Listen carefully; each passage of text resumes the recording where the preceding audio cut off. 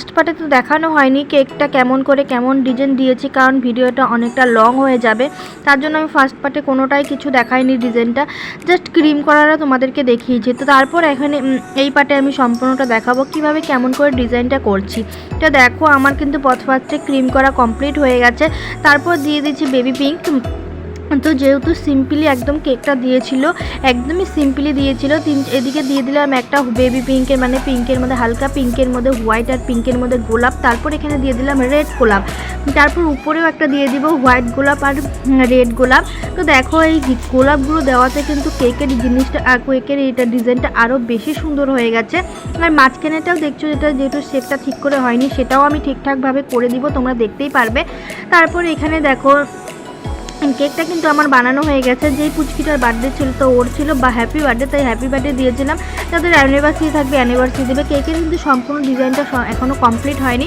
তো উপরে মাঝখানে মানে এই দিয়ে অল্প শাইনিং করে মানে ডিজাইন দিয়ে দিচ্ছিলাম, যেহেতু কেকটা একদম সিম্পলি দিয়েছিল, তাই সেরকমটাভাবে আর কোনো রকমের ডিজাইন করব না। আর উপরে দিয়ে দিব উপরে সাইডে ছিটিয়ে দিচ্ছি বেবি পিঙ্কের মানে ফ্লাওয়ার কালারগুলো, যেটা দেখতে মানে আরও বেশি সুন্দর হবে। তো উপরেও অল্প ছিটিয়ে দিলাম, কারণ যারা অর্ডার দিয়েছিল তারা বলেইছিল দিতে। আর এটা দিলে কিন্তু মানে কেকের ডিজাইনটা আর শাইনিংটা খুব সুন্দর করে। তো দেখো কেকটা কিন্তু খুব সুন্দর হয়ে গেছে। তো এখন আমি ছোট 3-4টা পুঁথি দিয়ে দিচ্ছি। তো পুঁথিগুলো দিলেও কিন্তু খুবই ভালো লাগবে, কারণ এখানে বেশি কিছু ডিজাইন করা যাবে না, তাতে কেকটা নষ্ট হয়ে যাবে।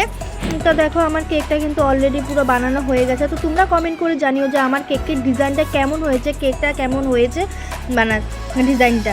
তো প্লিজ অবশ্যই কিন্তু তোমরা কমেন্ট করো। আর যারা আমার কেকের অর্ডার দিতে চাও আমার নাম্বারটা দিয়ে দিব, অর্ডার করতে পারো। তো কেকটা দেখো আমার ফাইনালি কিন্তু বানানো হয়ে গেছে পুরো, মানে কেকটা কিন্তু আমার বানাতে কিন্তু বেশিক্ষণ লাগেনি দেখো। আর আমার তো খুবই ভালো লেগেছে, ডিজাইনটা খুবই সুন্দর হয়েছে। আর এদিকে মাঝখানেরটা একটু করা, তো তোমাদেরকে আবার এটা কিন্তু ফার্স্টের থেকে দেখাচ্ছি। আমার কিন্তু এখনও ডিজাইনটা যেটা কমপ্লিট হয় না, তখন আমি এই ভিডিওটা করেছিলাম, তাই তোমাদেরকে আবার মানে তোমাদেরকে দেখানোর জন্য ফার্স্টের থেকে এই ভিডিওটা করেছিলাম।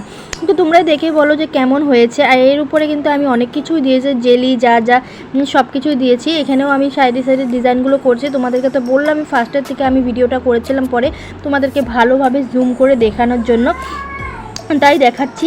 তো দেখো কেকটা কেমন হয়েছে।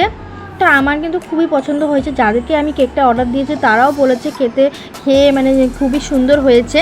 এখন তোমাদের কেমন লাগছে তোমরা আমাকে প্লিজ কমেন্ট করে বলো। তোমাদের ভালোবাসায় তোমাদের সাপোর্টে কিন্তু আমি আরও এগিয়ে যেতে পারবো।